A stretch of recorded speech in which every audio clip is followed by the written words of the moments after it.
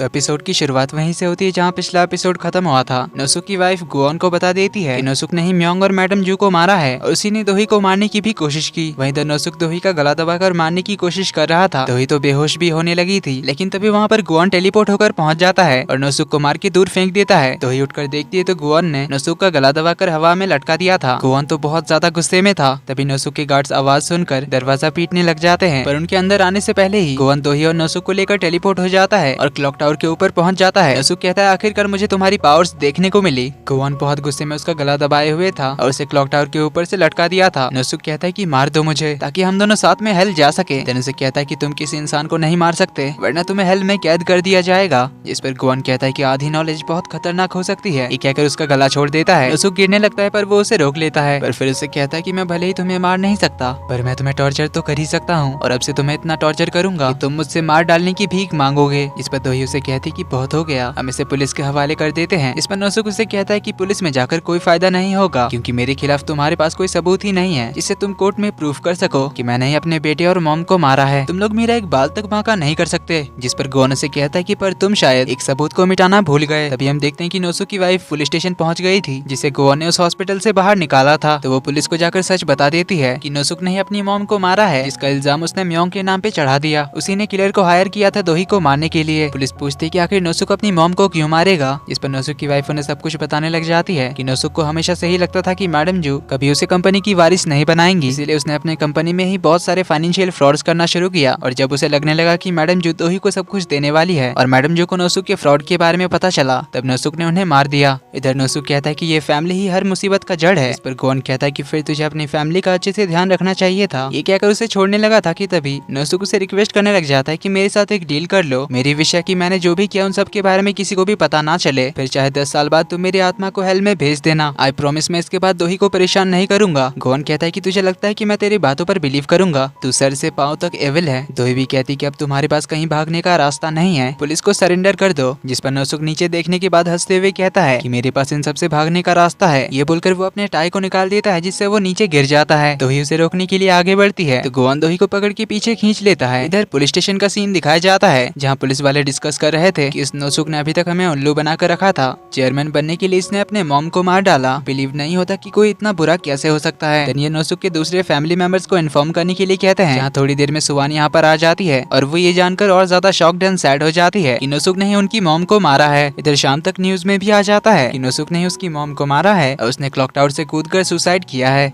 पर उसकी बॉडी अभी तक नहीं मिली है जिसे अब पुलिस ढूंढ रही है। इधर दोही तो यही सब न्यूज में देखते हुए काफी अपसेट बैठी होती है तो गुओन आकर टीवी ऑफ कर देता है। तो दोही पूछती क्या नोसुक अभी तक जिंदा होगा। गुओन कहता है कि मैंने उसे अपनी पावर से ढूंढा लेकिन वो मुझे नहीं मिला, अगर वो जिंदा होता तो मैं अपनी पावर से उसे ढूंढ लेता। देन वो दोही से कहता है कि मुझे जल्दी आना चाहिए था, आई एम सॉरी इतनी लेट से पहुंचने के लिए। दोही कहती है कोई बात नहीं मैं ठीक हूँ। गुओन दोही के गले को टच करता है, उसका दर्द ठीक कर देता है। तभी डोरबेल बजता है, गुओन चेक करने जाता है तो वो जूसियक होता है। देन तीनों बैठकर बात कर रहे होते हैं। जूसियक बताता है कि पुलिस समंदर में नोसुक की तलाश कर रहे हैं क्योंकि क्लॉक टावर से वो समंदर में गिरा था, लेकिन उसकी बॉडी ढूंढना काफी मुश्किल होगा क्योंकि पानी बहुत गहरा है। देन वो गुओन से पूछता है कि तुमने नोसुक की वाइफ को कैसे मनाया नोसुक के खिलाफ गवाही देने के लिए। गुओन कहता है कि मैंने बस उसे सच का सामना कराया। जूसियक कहता है कि अभी तक हम नोसुक को पहचान नहीं सके थे, उसने अपनी मॉम को मार के अपने बेटे को ही फंसा दिया। कितना गिरा हुआ इंसान था वो। दोही बताती कि नोसुक ने मरने से पहले मुझे कुछ अजीब बातें बताई कि मैडम जू ने ही मेरे मॉम डैड को मारा है। जूसियक कहता है कि ये बकवास बात है, वो तुमसे झूठ बोल रहा होगा। मैडम जू जो तुमसे इतना प्यार करती थी वो तुम्हारे पेरेंट्स को क्यों मारेगी। दोही कहती कि उसने बताया कि जिस दिन मेरे मॉम डैड की मौत हुई थी उस दिन वो मैडम जू से मिलने गए थे, जहाँ मेरे मॉम डैड मैडम जू के किसी गलत काम को रोकना चाहते थे जिसके लिए वो मैडम जू को एक्सपोज करने वाले थे, इसीलिए मैडम जू ने उन्हें मार दिया। जूसक कहता है कि क्या इतने सब के बाद भी तुम्हें उसकी बात पर भरोसा है। उसने जानबूझकर तुम्हें गिल्टी फील कराने के लिए ये सब कहा होगा ताकि तुम कमजोर पड़ो, इसीलिए उसकी बेकार बातों पर ध्यान मत दो। देन गुओन जूसक को सी ऑफ करने जाता है। जूसक पूछता है कि क्या तुम्हें लगता है कि नोसुक ने सच कहा होगा। गुओन कहता है मुझे लगता तो नहीं है, ना हो तो ही अच्छा है। जूसक कहता है कि ऐसा होना भी नहीं चाहिए वरना मैडम जू जिसने दोही को हेल से बाहर निकाला था, अगर नोसुक ने जो कहा वो सच हुआ कि मैडम जू ने ही दोही से उसकी दुनिया छीन ली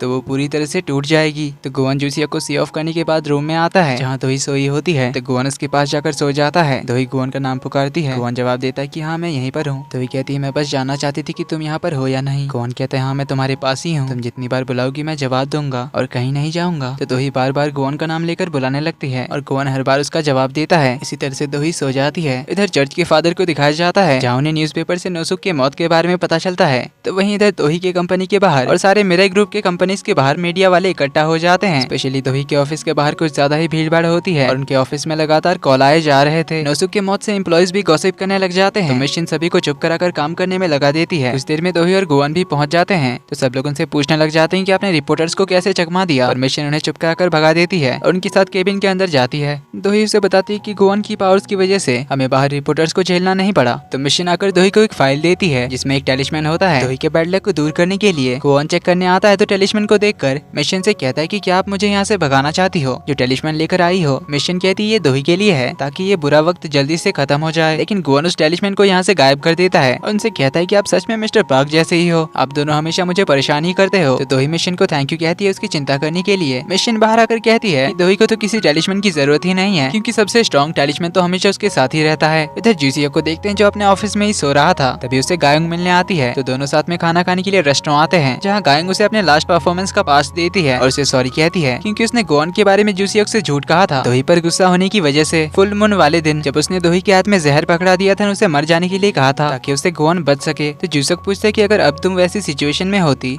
तो क्या तुम तब भी वही करती। इस पर गायोंग कहती है हाँ, क्योंकि मैं ऐसी ही हूँ और डायरेक्टर गुआन के लिए मेरा लगाव ऐसा ही है, इसीलिए मैं इस परफॉर्मेंस के बाद हमेशा के लिए कोरिया छोड़कर जा रही हूँ। तो जूसियो उसका इन्विटेशन एक्सेप्ट करता है, यानी कि जूसियो अब उससे नाराज नहीं है। इधर हम वाइल्ड डॉग गैंग को देखते हैं जिन्होंने गलत काम छोड़कर अपने नाम का एक रेस्टोरेंट ओपन कर लिया था और सभी लोग काफी अच्छे से मिलजुल कर मेहनत से काम करने लग गए थे। इधर गुआन सुनवल फाउंडेशन में होता है तभी उसे नोसुक की वाइफ मिलने आती है जहाँ वो उसे उसकी डेमन बुक लौटाती है। पर तभी गुआन उसे रोककर कहता है कि नोसुक ने दोही से कहा था कि मैडम जो ने ही दोही के पेरेंट्स को मारा है। जो सुन नोसुक की वाइफ भी हैरान होती है और कहती है कि मुझे ये पता तो नहीं था, पर अगर नोसुक ने कहा है तो सच ही कहा होगा क्योंकि वो मानता था कि उसकी मॉम इससे भी बुरा कुछ कर सकती है। ये बताकर वो चली जाती है तो गुआन इस बारे में सोचने लग जाता है। तभी मिस्टर पार्क भागते हुए आता है और पूछता है कि क्या सच में कल्प्रिट म्योंग नहीं था और उसका डैड नोसुक था। आखिर और कितने कल्प्रिट हैं? पहले लगा वो किलर था, फिर म्योंग और अब नोसुक। तो गुआन से पूछता है कि मिस्टर पार्क मान लीजिए कि किसी ने आपको आपके सबसे बुरे वक्त में साथ दिया, आपका ख्याल रखा, पर बाद में अगर आपको पता चले कि आपका बुरा वक्त लाने वाला वही इंसान था तो आपको कैसा लगेगा? मिस्टर पार्क कहते हैं कि मैं उससे अपने सारे रिश्ते खत्म कर लूंगा क्योंकि जो मेरे बुरे वक्त का जिम्मेदार है उससे सारे रिश्ते खत्म कर लेना ही सबसे अच्छा है। गुआन पूछता है अगर वो इंसान मर गया हो तो? मिस्टर पार्क कहते हैं कि फिर भी उनसे कोई रिश्ता नहीं रखना है। लेकिन आप बात किसके बारे में कर रहे हो? गुआन कहता है कि शायद मैडम जू ने दोही के पेरेंट्स को मारा है। जो सुन मिस्टर पार्क हैरान होते हैं, पूछते हैं कि ऐसा कैसे हो सकता है। तो गुआन बताता है कि नोसुक ने मरने से पहले दोही को ये बताया था। मिस्टर पार्क भी कहते हैं कि उसने ये सब झूठ कहा होगा, वो कितना एविल इंसान था ये हम सबको पता चल चुका है। उसने जरूर ये सब दोही को बुरा लगे इसलिए कहा होगा, पर मैं अगर दोही की जगह पर होता तो मैं कभी इस बात पर बिलीव नहीं करता और मूव ऑन कर जाता। गुआन पूछता है कि ऐसे सिचुएशन में मूव ऑन करना आसान होता?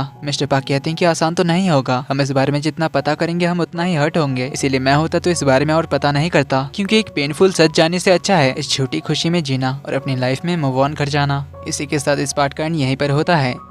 वीडियो पसंद आई तो वीडियो को लाइक कर देना, चैनल पर पहली बार आए तो do subscribe and hit the bell icon. जल्दी ही मिलते हैं अगले पार्ट में, तब तक के लिए take care and bye bye.